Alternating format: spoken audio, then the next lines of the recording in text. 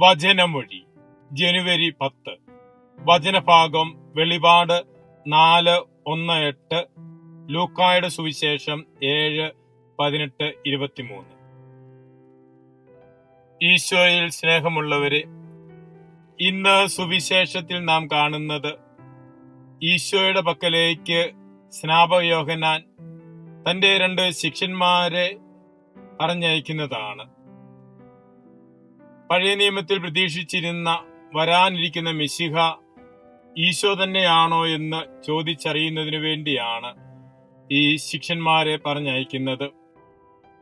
ഈശോയുടെ പക്കൽ ശിഷ്യന്മാർ ചെന്ന് സ്നാപക യോഹന്നാൻ പറഞ്ഞു വിട്ട കാര്യം ഈശോയെ അറിയിച്ചു.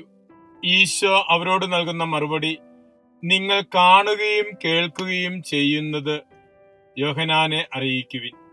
ഈശോ വരാനിരുന്നവൻ ആയിരുന്നു എന്നതിന്റെ അടയാളം അവിടുത്തെ പ്രവൃത്തികളും അവിടുത്തെ വാക്കുകളുമായിരുന്നു. ഈശോ ദൈവത്തിൽ നിന്നും വന്നവനാണെന്നും വരാനിരിക്കുന്നവനായ ഇസ്രായേൽക്കാർ പ്രതീക്ഷിച്ചിരുന്ന മിശിഹ ആണ് എന്നതിന്റെയും അടയാളം അവിടുത്തെ വാക്കുകളും പ്രവൃത്തികളുമായിരുന്നു. മിശിഹായുടെ അനുയായികളുടെയും അടയാളം തങ്ങളുടെ പ്രവൃത്തികളും വാക്കുകളുമായിരിക്കണം. മിശിഹായെ അനുകരിക്കുന്നവരാണ് എന്ന് ലോകം അറിയേണ്ടത് നമ്മുടെ വാക്കുകളിലൂടെയും നമ്മുടെ പ്രവൃത്തികളിലൂടെയുമാണ്.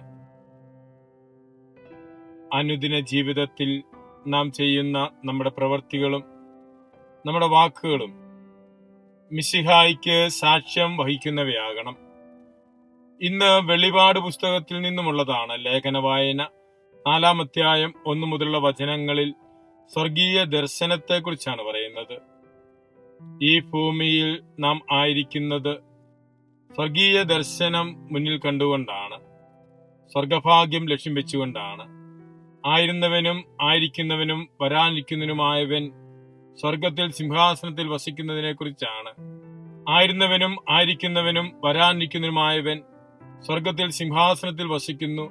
അവനെ നിരന്തരം പരിശുദ്ധൻ പരിശുദ്ധൻ പരിശുദ്ധൻ എന്ന് സ്തുതിച്ചുകൊണ്ടിരിക്കുന്ന സ്വർഗവാസികളെ കുറിച്ചാണ് വെളിപാട് പുസ്തകത്തിൽ നിന്നും ലഭിക്കുന്നത്. സ്വർഗോന്മുഖമായ ജീവിതയാത്രയിൽ തങ്ങളുടെ വാക്കുകളിലൂടെയും പ്രവൃത്തികളിലൂടെയും മിശിഹായ്ക്ക് സാക്ഷ്യം വഹിച്ചുകൊണ്ട് ദൈവസ്നേഹവും സഹോദര സ്നേഹവും നമ്മുടെ ജീവിതത്തിലൂടെ യാഥാർത്ഥ്യമാക്കിക്കൊണ്ട് അനുദിന ജീവിതം മുന്നോട്ട് നയിക്കുവാൻ നമുക്ക് പരിശ്രമിക്കാം. മിശിഹ നമ്മെ അനുഗ്രഹിക്കട്ടെ. ആമേൻ.